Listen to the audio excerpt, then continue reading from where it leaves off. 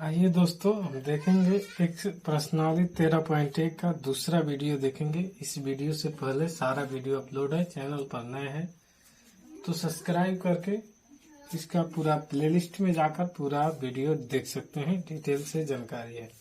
आइए दूसरा क्वेश्चन कहते हैं कि कोई बर्तन एक खोखले अर्धगोले के आकार का है जिसके ऊपर एक खोखला बेलन अध्यारोपित है। अर्धगोले का व्यास 14 सेंटीमीटर है तो इस बर्तन की कुल ऊंचाई 13 सेंटीमीटर है। तो इस बर्तन के आंतरिक पृष्ठीय क्षेत्रफल ज्ञात कीजिए। तो पहले एक बेलन देख लीजिए, उसके बाद आपको पता चलेगा ये बेलन है। यहाँ पर एक बेलन बनाए है।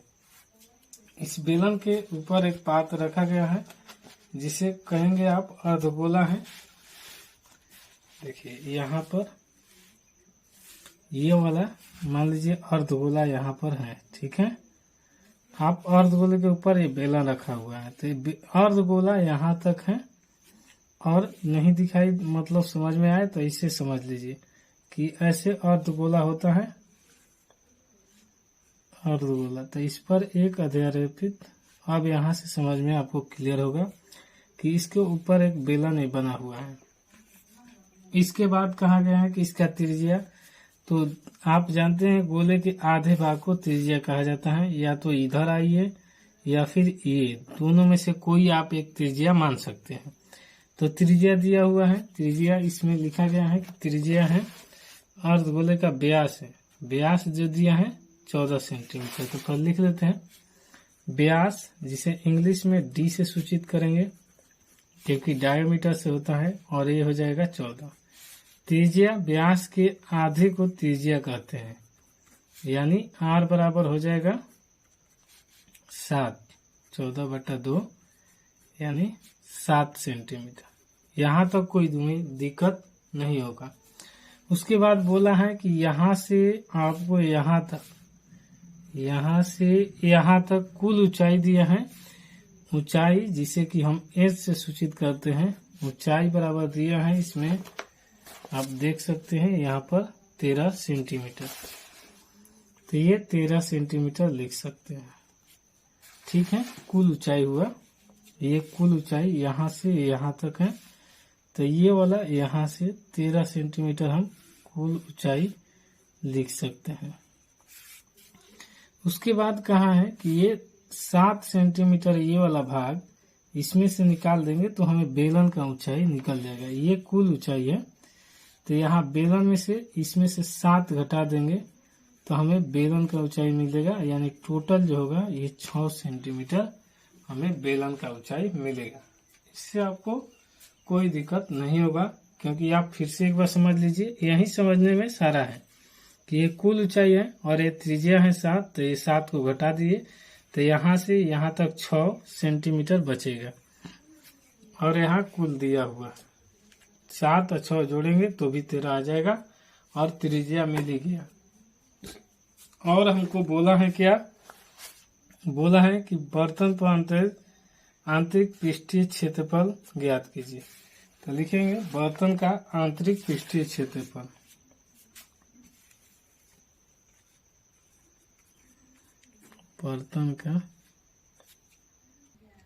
बर्तन का आंतरिक पृष्ठीय क्षेत्रफल निकालना होगा। तो पहले ये अर्धगोले का क्षेत्रफल निकालेंगे और फिर उसके बाद बेलन का क्षेत्रफल निकाल लेंगे।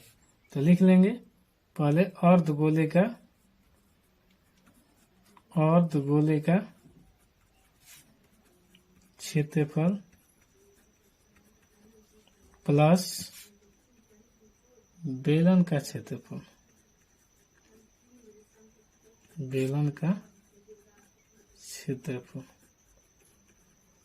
तब निकल जाएगा। ये दोनों को हम निकाल के जोड़ देंगे तो हमें निकल जाएगा बर्तन का आंतरिक पृष्ठीय क्षेत्रफल।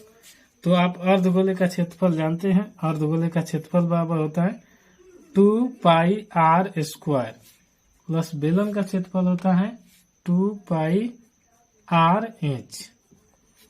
और इसका मान दिया हुआ है, यहाँ से सारा मान यहाँ रख लेंगे। तो जैसे पाई का मान हमें दिया हुआ है, इसमें दोनों में देखेंगे 2 पाई कॉमन है तो 2 पाई बाहर निकालेंगे और यहाँ पर आर है और यहाँ पर आर है, तो आर को भी कॉमन निकाल लेंगे।